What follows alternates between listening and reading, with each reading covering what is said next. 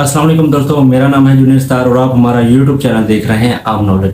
दोस्तों, सर्दियां आने से पहले अगर आपने फ्रिज की ये सेटिंग नहीं की तो ये सेटिंग लाजमी कर दें, वरना आपके फ्रिज का कंप्रेसर भी जल सकता है। जी हाँ दोस्तों, आपने सही सुना। अगर आपका लाइफ में पहले सर्दियों में फ्रिज का कंप्रेसर नहीं खराब हुआ तो दोस्तों ये आपकी खुशकिस्मती थी, लेकिन इस वीडियो को देखने के बाद आपने अपने फ्रिज की ये सेटिंग लाजमी कर लेनी है।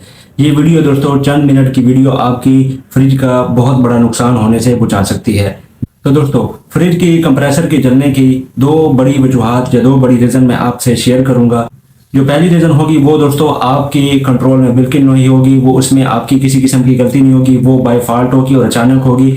उसमें आप उसमें सिर्फ एहतियाती तदाबीर कर सकते हैं, उसकी सेफ्टी कर सकते हैं। लेकिन जो रीज़न नंबर 2 मैं आप तमाम दोस्तों को बताऊंगा, रीज़न नंबर 2 जिसकी वजह से फ्रिज का कंप्रेसर जलता है या बर्न होता है, उसमें दोस्तों आपकी ही गलती होती है और उसमें सिर्फ आपको एक फ्रिज के अंदर ही एक छोटी सी सेटिंग करनी होती है, तो जिसकी वजह से आपकी फ्रिज का कंप्रेसर जलने से बच सकता है। तो दोस्तों, सबसे पहले हम बात कर लेते हैं रीज़न नंबर 1 की। दोस्तों, फ्रिज का कंप्रेसर बर्न होने की जो सबसे पहली वजह है वो होता है दोस्तों हाई वोल्टेज। अब आप यहाँ पर ये कहेंगे कि क्या हाई वोल्टेज से प्रोटेक्शन के लिए कंपनी फ्रिज के कंप्रेसर में कोई प्रोटेक्शन नहीं देती? तो जी हाँ दोस्तों, ऐसा बिल्कुल नहीं है। वीडियो में आगे जाकर मैं आपको बताऊंगा। पहले अब हाई वोल्टेज दोस्तों दो सूरतों में होते हैं।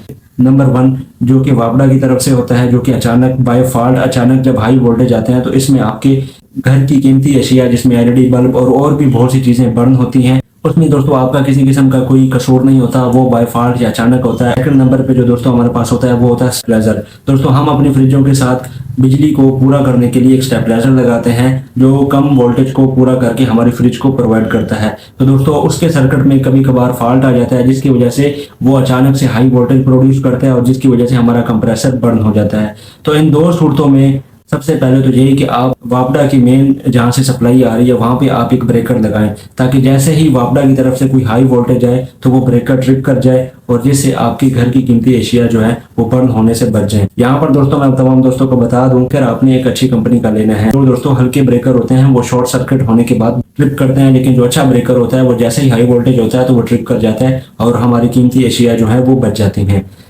दोस्तों, यहाँ पर हम बात कर लेते हैं, हमने हाई वोल्टेज की प्रोटेक्शन के लिए ब्रेकर तो लगा लिया, तो क्या कंपनी हाई वोल्टेज की प्रोटेक्शन के लिए कंप्रेसर के साथ कोई प्रोटेक्शन नहीं देती? तो दोस्तों ऐसा बिल्कुल नहीं है। कंपनी कंप्रेसर के साथ एक छोटी सी डब्बी होती है जिसे ओवरलोड भी कहा जाता है या रिले कहा जाता है। दोस्तों, जैसे ही हाई वोल्टेज आते हैं, चाहे वो किसी भी सूरत में हो, या वापडा की तरफ से हो या स्टेबलाइजर की तरफ से, तो सबसे पहले वो रिले बर्न होती है। जैसे रिले बर्न होती है, रिले बर्न होने के बाद अगर तो कंप्रेसर में करंट पास होने का जो पाथ है वो ब्रेक हो जाता है, तो कंप्रेसर में करंट नहीं पास करता, सिर्फ रिले ब्रेक होती है, रिले जलती है। जो जैसे ही हम रिले को चेंज करते हैं तो हमारी जो कंप्रेसर है वो दोबारा से चलने लगता है। अगर कंप्रेसर की रिले जलने के बाद भी कंप्रेसर में करंट पास आउट हो जाता है तो उसके बाद कंप्रेसर भी हमारा बर्न हो जाता है। तो दोस्तों कंपनी प्रोटेक्शन के लिए रिले देती है, लेकिन इसी हद तक हाई वोल्टेज को बर्दाश्त करता है। अगर आप दोस्तों ब्रेकर लगाएंगे तो ये होगा कि आपकी रिले खराब होगी, सिंपल आप रिले चेंज करेंगे तो आपका कंप्रेसर जो है वो बच जाएगा। सेकंड रीजन जो होती है कंप्रेसर जलने की वो है दोस्तों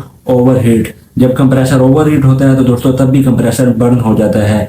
तमाम दोस्तों को पता है कि गर्मियों में कूलिंग पूरा करने के लिए हम लोग अपनी फ्रिज के थर्मोस्टेट की सेटिंग को ज्यादा से ज्यादा नंबर पर एडजस्ट करते हैं। आपको पता है फ्रिज के अंदर एक थर्मोस्टेट दिया जाता है जिस पर 0 से लेकर 7 तक नंबर दिए गए होते हैं। हम गर्मियों में अमूमन जो थर्मोस्टेट की सेटिंग रखी जाती है वो रखी जाती है दोस्तों 6 से 7, 5 से 6 नंबर के दरमियान। लेकिन जैसे ही सर्दियां आती हैं तो हम में से अक्सर दोस्त सबसे बड़ी गलती ये करते हैं कि उसी सेटिंग को ही रहने देते हैं, और जब हमारी वही सेटिंग रहती है तो दोस्तों हमारी फ्रिज सर्दियों में ज्यादा वर्कआउट करती है, हमारा कंप्रेसर ज्यादा चलता है, की वजह से हमारा कंप्रेसर ओवरहीट होता है और हमारा कंप्रेसर बर्न हो जाता है। दोस्तों सर्दियों में आपने गर्मियों वाली सेटिंग हरगिज नहीं रखनी होती। सर्दियों में आमतौर पर थर्मोस्टेट की सेटिंग 3 से 4 नंबर पर ही एडजस्ट की जाती है। इससे ज्यादा आपने थर्मोस्टेट की सेटिंग हरगिज नहीं एडजस्ट करनी। अगर आप इससे ज्यादा एडजस्ट करेंगे तो आपके कंप्रेसर भी बर्न हो सकता है। और इससे दोस्तों आपको पता है मैंने बहुत सी वीडियोस अपने चैनल पर अपलोड की हुई हैं जिसमें मैंने बताया आप उसको ज्यादा नंबर पर रखेंगे तो आपकी बिजली का बिल भी ज्यादा आएगा। गर्मियों में तो दोस्तों हमारी मजबूरी होती है कूलिंग को पूरा करना, लेकिन सर्दियों में आप अपनी थर्मोस्टेट की सेटिंग को 3 से 4 नंबर पर ही लाजमी एडजस्ट करें। दोस्तों ये दो बड़ी रीज़न थी जिसकी वजह से हमारा फ्रिज का कंप्रेसर जो बर्न होता है और हम परेशान होते हैं कि हमारी फ्रिज को तो कुछ भी नहीं हुआ, हमने किसी किस्म का उससे कोई छेड़खानी नहीं की, तो फिर भी हमारी फ्रिज का कंप्रेसर अचानक कैसे खराब हो गया। और बहुत से ये पूछते हैं कि फ्रिज का कंप्रेसर आखिर जलता क्यों है। तो ये दो दोस्तों सबसे बड़ी और सबसे मेन वजह है जिनकी वजह से फ्रिज का कंप्रेसर बर्न आउट हो जाता है। तो दोस्तों वीडियो आपको कैसी लगी? अगर वीडियो अच्छी लगी तो वीडियो को लाइक, शेयर और चैनल को सब्सक्राइब लाजमी कीजिएगा। मिलते हैं नेक्स्ट वीडियो में, तब तक के लिए रखिएगा अपना ढेर सारा ख्याल। अल्लाह।